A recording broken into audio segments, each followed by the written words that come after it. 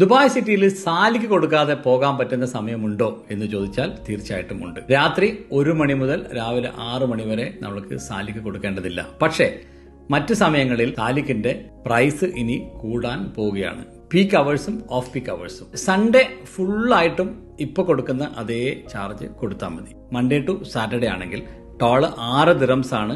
6 മണി മുതൽ 10 മണി വരെയും വൈകുന്നേരം 4 മണി മുതൽ 8 മണി വരെ. അതുപോലെ 8 കഴിഞ്ഞിട്ട് 1 മണി വരെയുള്ള സമയവും ഈ സമയങ്ങളിൽ നമ്മളിപ്പോൾ കൊടുക്കുന്ന അതേ ചാർജ് 4 ദിറംസ് മാത്രമേ ആവശ്യമുള്ളൂ.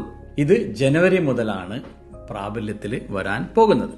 ഇനി അതേപോലെ തന്നെ പാർക്കിംഗ് ഫീസിലും ഗണ്യമായ മാറ്റം വരാൻ പോകുന്നു മാർച്ച് മുതൽ. അതായത് പ്രീമിയം പാർക്കിംഗ് ആണ് ദുബൈയിലെങ്കിൽ മണിക്കൂറിന് 6 ദിറംസും, പബ്ലിക് പാർക്കിംഗിലാണെങ്കിൽ പീക്ക് അവേഴ്സിൽ മണിക്കൂറിൽ 4 ദിറംസും കൊടുക്കണം. പീക്ക് അവേഴ്സ് എന്ന് പറഞ്ഞാൽ രാവിലെ 8 മണി മുതൽ 10 മണി വരെയും വൈകുന്നേരം 4 മണി മുതൽ 8 മണി വരെയാണ്. അതല്ലാത്ത സമയങ്ങളിൽ നമ്മുടെ ഓഫ് പീക്ക് അവേഴ്സ് ആണ്. രാത്രി 10 മണി കഴിഞ്ഞാൽ പാർക്കിംഗ് ഫ്രീ ആണ് രാവിലെ വരെ.